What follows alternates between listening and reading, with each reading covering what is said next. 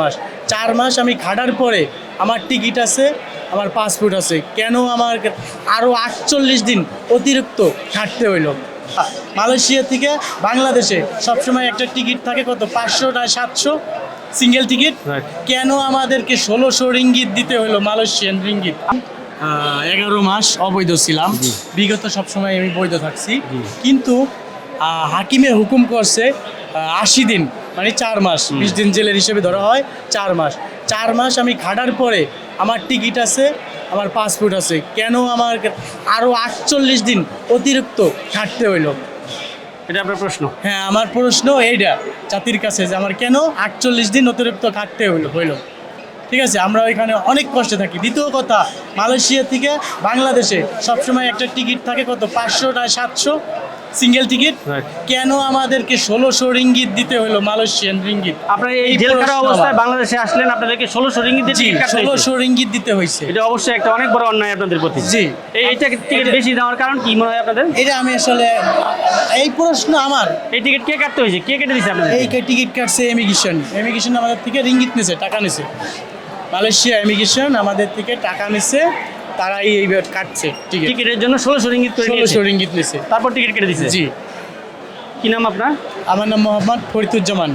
আপনি মালয়েশিয়া কতদিন ছিলেন? আমি মালয়েশিয়া দীর্ঘ 15 বছর। ও মাই গড, 15টা বছর ছিলেন মালয়েশিয়াতে? জি।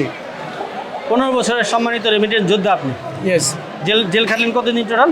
আমি জেল খাচ্ছি 79 দিন। 79 দিন। জি। আপনি বাড়ি কোথায় আপনার? আমার বাড়ি হলো ফরিদপুর ভাঙা থানা। ফরিদপুর ভাঙা থানা। জি। জি, নাম কি বললেন যেন ভাই? আমার নাম মোহাম্মদ ফরিদুজ্জামান। জি, আমি প্রিয় দর্শক, আমি ফরিদ ভাইয়ের সাথে কণ্ঠ মিলিয়ে বলতে চাই, উনি দীর্ঘ আসলে নিজের কাছে খারাপ লাগতেছে কথা বলতে, 15 বছর তিনি প্রবাস জীবন করেছেন, রেমিটেন্স পাঠিয়েছেন বাংলাদেশের জন্য, কিন্তু শুধুমাত্র ভিসা না থাকার জন্য, রাইট? জি। শুধুমাত্র ভিসা না থাকার অপরাধে তাকে দীর্ঘ কত মাস জেল খাটলেন? আমার 4 মাস হাকিমে হুকুম করছে, আমি 10 মাস অবৈধ ছিলাম, যার কারণে হাকিম হুকুম করছে 4 মাস জেল। 4 মাস মানে 80 দিন।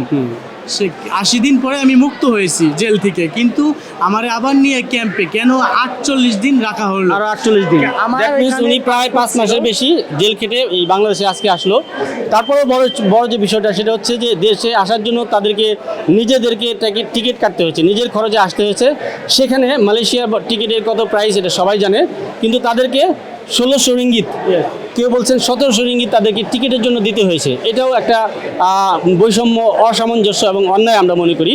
কেন এমনটা হয়েছে? অবশ্যই আমাদের দেশের সরকার, আমাদের দেশের প্রবাসী কল্যাণ মন্ত্রণালয়, প্রবাসী কল্যাণ বোর্ড, প্রবাসীদের কল্যাণে যত সংস্থা আছে, অবশ্যই বিষয়টি গুরুত্ব সহিত দেখবেন, এবং এটার জন্য আরও যারা ভুক্তভোগী আছেন, আরও যারা জেলে আছেন, যারা আসবেন, তারা যেন অন্তত এই বৈষম্যের বা এই অন্যায়ের শিকার না হয়, এই দিকে সুনজর দিবেন, আমরা এটাই আশা করব। প্রবাসী টিভির পক্ষ থেকে, এয়ারপোর্ট থেকে প্রেমিত খন্দকার।